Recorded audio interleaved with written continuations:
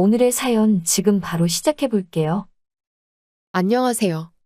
제가 공무원 시험 준비할 때 산에 들어가서 있던 일인데, 이제 제가 살면서 두 번은 없을 추억이라서 혼자 소중히 간직하고 있다가 이렇게 사연으로 한번 여러분들께도 같이 공유해 보겠습니다. 너는 머리가 좋은데 노력을 안 해라는 말이 진짜인 줄로만 알고 막바지가 돼서야 허겁지겁 수능 준비를 하다가 결국 이도저도 아닌 별 볼 일 없는 대학교에 입학했습니다. 학교 이름은 비밀로 할게요.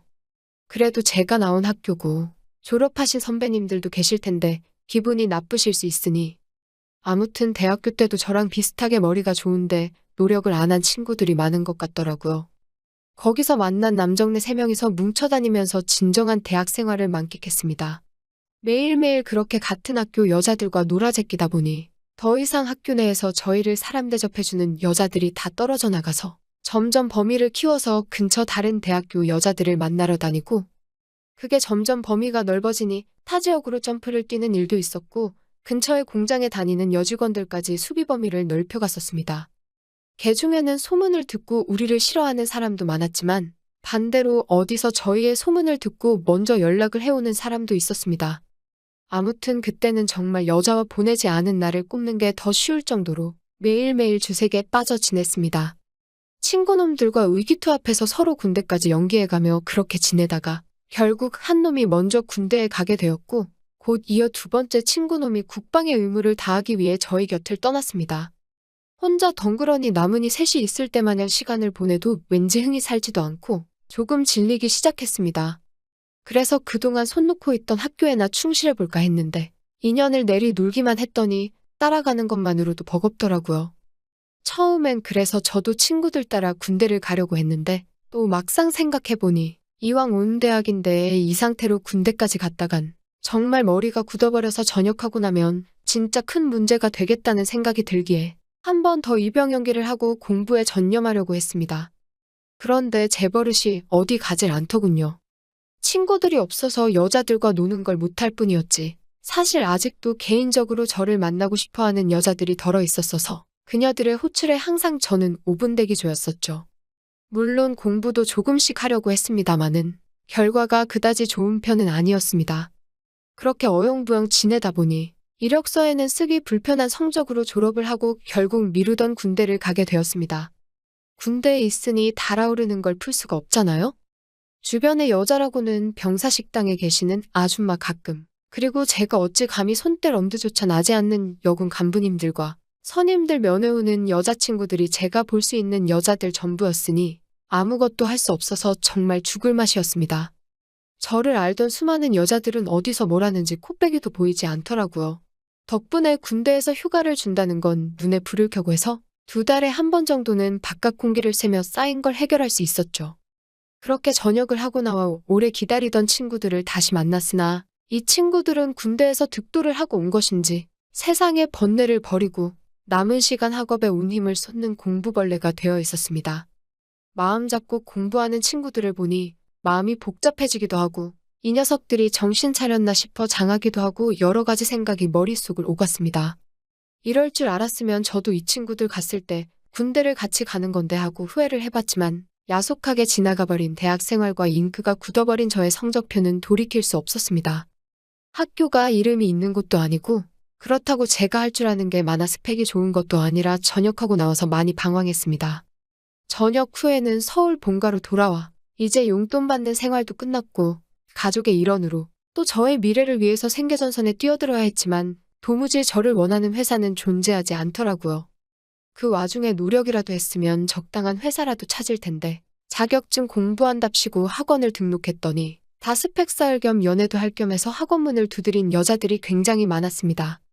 공부하라고 등록한 학원, 거기엔 공부를 하는 저는 없었고 대신 짧은 연애를 즐기기 위해 여자들에게 연락처를 받아내기에 혈안이 되어 있는 제가 있었습니다. 학원 간다고 아침나절에 나가서는 술에 떡이 되어서 저녁에 돌아오니 보통 웬만한 일로는 잔소리 한 번 하지 않는 어머니가 보다 못해 저한테 한마디 하셨습니다. 그럴 바에는 기숙학원을 끊어줄 테니 공무원 준비라도 해보는 게 어떻겠냐고. 어머니는 저를 끝까지 머리는 좋은데 노력을 안 하는 착한 아들이라 믿고 계셨던 거죠. 지금도 다들 공무원 하지만 그때도 TV에서 공무원 시험 준비 광고로 유행한 노래가 있을 정도로 대세였습니다. 다시 한번 어머니의 도움을 받아 기숙학원에 들어가 공무원 시험을 준비하기로 했습니다. 기본적으로 기숙사 내에서 연애는 금지였고 아주 보수적인 스케줄로 학생들을 스파르타식으로 가르쳐주는 학원이었습니다. 여기라면 저도 뭐라도 될 것 같은 기대를 했는데 저뿐만 아니라 학원 안에는 정말 반골기질을 가진 저 같은 학생들이 많았습니다. 굳이 금지시켜놓은 연애를 꼭 거기서 해야 하나 싶었는데 몰래 어디서 술을 구해와서 나름 청춘의 한 페이지를 써내려가는 학생들을 보니 저도 굳었던 결심이 서서히 무너지기 시작했습니다. 결국엔 하지 말란 연애를 시작했고 기숙사 화장실에서 몰래 만남을 갖다가 들키는 바람에 중간에 집으로 돌아오게 되었습니다. 부모님께 이제 2번 다시 실수하지 않겠다. 나를 믿어달라 손이 발휘되도록 빌었습니다. 저의 진심이 통했는지 마지막 기회를 줄 테니 한번 잘 해봐라 하시더라고요. 그래서 집에 틀어박혀 공부를 시작했는데 집 주변에는 유혹이 너무 많았습니다. 부모님이 출근하고 집이 비면 조금만 더 자다 해야지 하면서 하루 이틀을 보내니 진도가 나갈 리가 만무했죠. 이대로는 안 되겠다는 생각이 들어 고민을 해봤는데 제 인생에서 여자를 제일 잘 참아냈던 건 군대였습니다. 세상과 단절된 곳이라면 이겨낼 수 있지 않을까 했는데 마침 집에서 1~2시간 거리에 있는 절에서 학생을 받는다는 걸 보았습니다. 학생 수도 딱 3명만 받는 거고 해서 여기라면 될 것 같다는 생각이 들어 부모님께 말씀드리고 저는 절로 들어가게 되었어요. 정말 신이 돕는가 싶을 정도로 제가 절에 찾아가고 한참 동안 학생은 저 한 명밖에 없었습니다. 여자가 있기는 했는데 공양주라고 부르는 식당 아주머니 한 분과 제 옆방에 여스님이 한 분 계셨어요. 아무리 여자를 좋아라 하는 저지만 아주머니는 저의 수비범이 바뀌었고 그나마 여스님이 제 또래처럼 보였는데 그 회색 승복을 입고 머리카락이 없으니 눈에 들어오지는 않았습니다. 피부가 곱고 얼굴이 어려 보이는 게 저보다 1~2~3살 아래겠거니 싶었는데 화장도 안 하는 데다가 머리까지 밀어놓으니 그냥 어릴 적 학교에 좀 예쁘장하게 생긴 동성친구 같다는 느낌도 들어서 딱히 관심도 생기지 않더라고요. 마주치면 인사 정도만 간단히 했는데 그래도 여자인 건 제가 의식을 했는지 공용시설인 화장실이나 샤워장을 쓸 때는 마주칠까봐 긴장을 하기는 했습니다. 매번 제가 사용하고 싶을 때마다 문에다 노크를 몇 번을 하고 기다리다가 들어갔는데 어느 날은 그러고 있는 제 모습을 보고 재밌었는지 저를 보고 웃더라고요.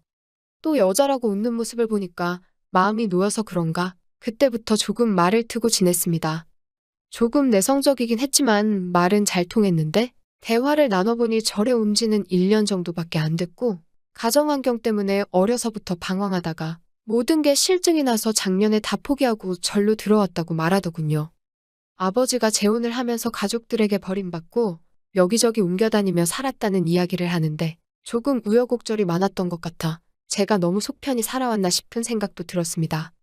그때가 딱 스마트폰이 처음 나오기 시작한 시기였는데 제 그 당시에 최신식 스마트폰을 보고 엄청 신기해하더라고요. 속세의 물건에 아직도 아쉬움이 많은 듯해서 스님 아주 땡중이시라고 농담처럼 말했는데 그녀도 스님이 된 건 좋은 선택이 아닌 것 같다며 기회가 되면 언제든지 여기서 나가고 싶다고 이 생활이 지긋지긋하다는 식으로 대답했습니다. 대화를 하다가 알게 돼서 놀랐는데 그녀는 저보다 나이가 3살이나 더 많은 20대 후반이었던 거죠. 공기 좋은 곳에서 풀만 먹으면 얼굴이 젊어지는 건가 하는 생각이 들었습니다. 다행스럽게도 그렇게 대화를 나누고 해도 자기가 땡중이라는 듯이 이 생활에 미련이 없다고까지 하는 이 스님이 여자라는 느낌은 전혀 받지 않았습니다. 겉모습이 그렇다 보니 눈앞에 있는 게 여자라는 게 와닿지가 않았다고나 할까요? 공기도 좋고 집중도 잘 되고 다른 학생들은 들어오지 않고 있으니 정말 공부하기엔 더할 나위 없었습니다. 그렇게 시간은 흐르고 12월 쌀쌀한 날씨에 초겨울이 되었습니다. 그날은 유난히도 아침 공기가 추워서 그런가 평소보다 일찍 일어났습니다. 밖에 나와 간단히 스트레칭을 하고 있는데 여스님 방문이 열리고 그녀가 나왔습니다. 스님들이 추울 때 쓰는 털모자 있잖아요? 그걸 쓰고 나왔는데 밀어놓은 머리가 가려진 데다가 찬 공기 때문에 양쪽 볼이 빨개져 있으니 그 모습이 마치 고향집에서 짝사랑하던 첫사랑 동네 누나 같은 모습이었습니다. 그날부터였나 그동안 아무리 마주쳐도 별 생각 없었던 여스님이 자꾸 여자로 의식이 되고 아주 돌아버리겠더라고요. 스님이라 그런가 아니면 연상이라 그런가 사람 마음을 읽는 기술이 있었나 봅니다. 왠지 그날부터 더 친근하고 저와 가깝게 지내려는 것 같고 그 덕에 공부를 할 때면 자꾸 그녀의 얼굴이 아른거려서 집중을 할 수가 없더라고요. 그리고 그날 저녁이라고 6시쯤에 풀반찬 먹는 게 전부였는데 저녁 먹고 나와서 책 펴놓고 앉아있는데 그날따라 배도 더 고프고 집중이 안 되더라고요. 그래서 바람이나 쐬고 와야겠다는 마음에 밖에 나가니 평소엔 8시만 되어도 불이 꺼져 있는 그녀의 방에 불이 9시가 넘어가는 시간이었는데도 켜져 있는 겁니다. 호기심에 노크를 하고 안 주무시고 뭐하냐 그랬는데 그냥 잠이 안 온다면서 추운데 밖에서 뭐하냐고 방 안으로 들어오라고 하더군요. 어색하게 앉아서 괜히 고개만 두리번거리고 있는데 그녀가 따뜻한 차를 한 잔 내줬습니다. 차 한 잔 얻어 마시면서 이런저런 이야기를 나누고 있는데 갑자기 분위기가 이상해져서 어느 순간은 그녀 옆에 제가 엄청 가까이 붙어 있더군요. 오랜 금욕 생활 때문인가 과감했다가 또 소극적이었다가 아주 종잡을 수가 없었습니다. 그 뒤로 좀 어색해지긴 했는데 한 달에 한 번은 꼭 그녀가 제 방문을 두들기면서 그런 일로 자꾸 먼저 저를 찾고는 했습니다. 그렇게 3달 정도가 지났는데 그녀가 갑자기 다른 절로 옮기게 되었다고 잘 지내란 인사를 건넸습니다.